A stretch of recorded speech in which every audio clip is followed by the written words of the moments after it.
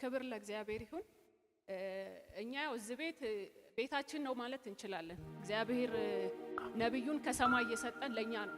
እውነት ብዙ ተጠቅመንበታል። ብዙ እኔ በበኩሌ ብዙ ተጠቅሜያለሁ። ትዳሬ ብዙ ነገሬ ማለት ነውና ባለፈው ጳጉሜ ሳይሆን ከጳጉሜ ሐምሌ ውስጥ መጥቼ እዚህ እሁድ ቀን ነውና መጣሁኝ። ስመጣ ሱቅ አይቼ ስራ ልጀምር ሱቅ አይቼ ሂሳብ አውጥቼ ምን ብዬ አንድ ብር አካውንቴ ላይ የለም፣ ምንም አይነት ብር ማለት ነው፣ እኔም ባለቤቴም ላይ እና መጣሁኝ። በቃ እግዚአብሔር ፍቃድ ከሆነ አንተ ታምር ትፈጥራለህ ብዬ መጣሁኝ።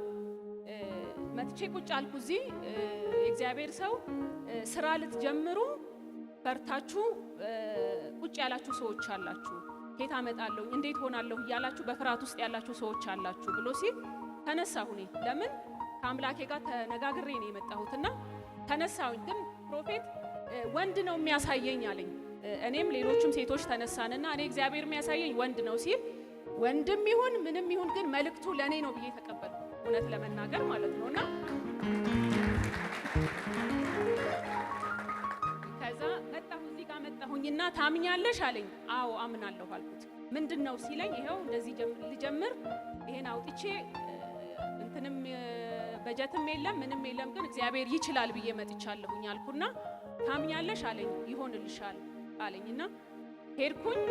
የሄድኩ የዛን ቀን ማለት ነው እሁድ ሄጄ አንድ ጓደኛ አለችኝና በጌታ አይደለችም ሙስሊም ነች እና እስቲ ሱቁን ነይ ላሳይሽ ብያት ይዣት ሄድኩኝና ከዛ በኋላ ባለቤቴም ጋር አወራንና በቃ እንደሚሆን ይሆናል ተባብለን እንትናል። እሷ ጥሩ ጓደኛዬ ነችና ነገርኳት። ሄደን ሱቁን አየን።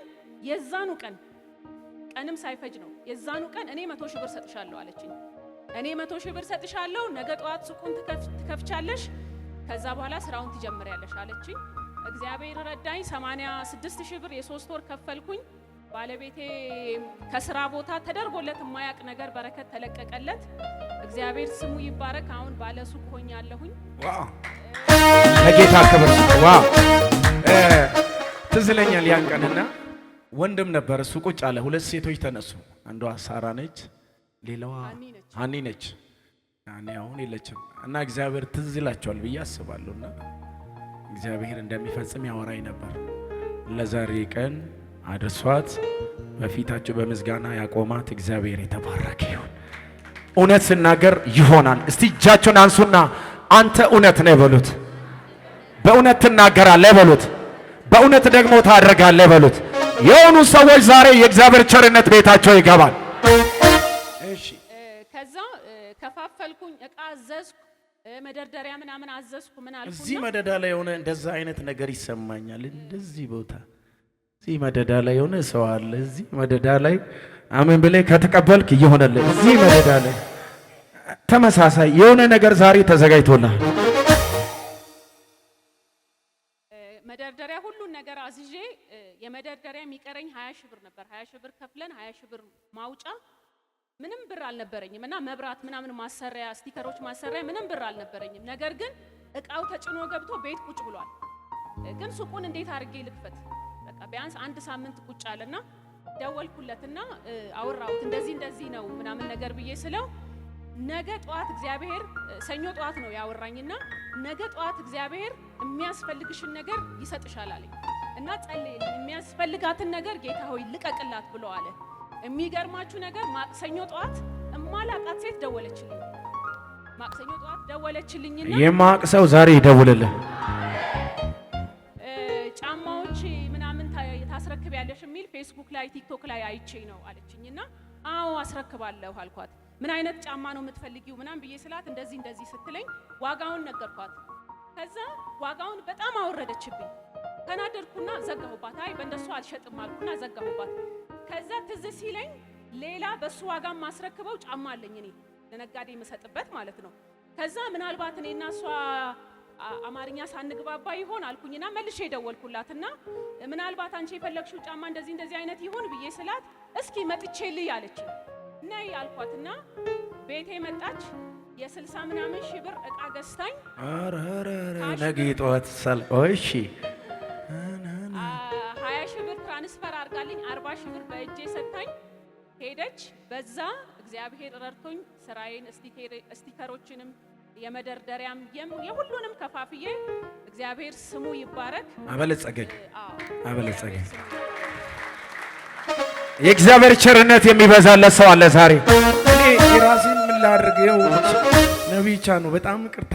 በቃ ጨርስ።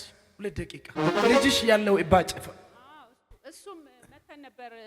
ክረምት ሳይሆን መስከረም ላይ ልጄን ይዤ መጥቼ ነበር፣ ትልቋ ልጄን እና እዚህ ጋር እጢ በጣም ትልቅ እጢ ወጥቶባት ጸጉሯ ቆስሎ ምናምን ጸጉሯ ሁሉ ረግፏል እና እጢው እዚህ ስትመጣም አንተን አላለም የኔ ያክላል። እሺ አልከሰመም እና ፕሮፌት ቃል አወጣላት። ቃል አወጣ። ብዙ ቃል ነው የመጣላት። ግን በቃ ይሄ አሁን ይከስማል አለ። አሁን ይከስማል ይጠፋል አለ። እንዳለውም እግዚአብሔር ስሙ ይባረክ። ይሄ ያነበረው እጢ ጠፍቶ ጸጉሯ በሚገርም ሁኔታ ነው በቅሎ ጸጉሯ በቃ ይሄ ባዶ በጣም የሆነ ሰው ዛሬ የሆነ ቸርነት ይሆንልሃል። እሺ እና በጣም በቃ ጸጉሯ በጣም ቆንጆ ጸጉር ነበር፣ ግን ባዶ ነው የሆነው። በቃ ባዶ እንደዚህ በቃ መላጣ እስከመሆን ድረስ ነው የሆነውና በቃ በሚገርም ሁኔታ ነው በቃ በ15 ቀን በምናምን ውስጥ ነው አድጎ እናቴ ጋር ሄዳ ሁላ በቃ እናቴ በጣም ነው የተገረመችው። እናትሽ ከምን ነበር ደግሞ እዚህ ይፈታት ጌታ? እስቲ ምን ነበር? 2 ደቂቃ ጨርሰሽ። ከስኳር እዚህ መጥቶ አይታችሁታል ብዙዎቻችሁ። ከስኳር ደም ግፊትና እሪ መራመዱ ላይ እዚህ ጋር ነበር። እዚህ ጋር የተኛ ካወቃችሁ አንድ ሰው ዛሬ የሆነ የእግዚአብሔር ቸርነት ይበዛለታል። ከስኳር ከሪ ከምናምን የሆነ ሰው አያለው እዚህ መደዳ ላይ እንደዚህ ጋር ቸርነት ይበዛልሃል። ጨብጥና የእግዚአብሔር ቸርነት ይሆንልሃል በሉት። አልተሰማም? በደንብ ጨብጥና ንገረው። የእግዚአብሔር ቸርነት ዛሬ ማታ ታያለ በሉት። የሆኑ ሰዎች እግዚአብሔር ቸርነት ቤታቸው ስገባየው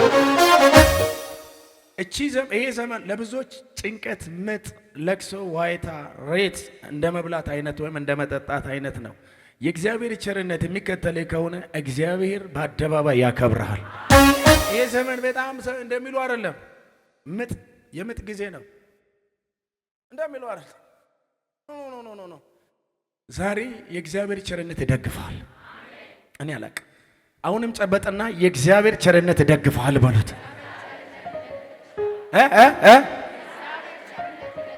ንገሩት በደንብ።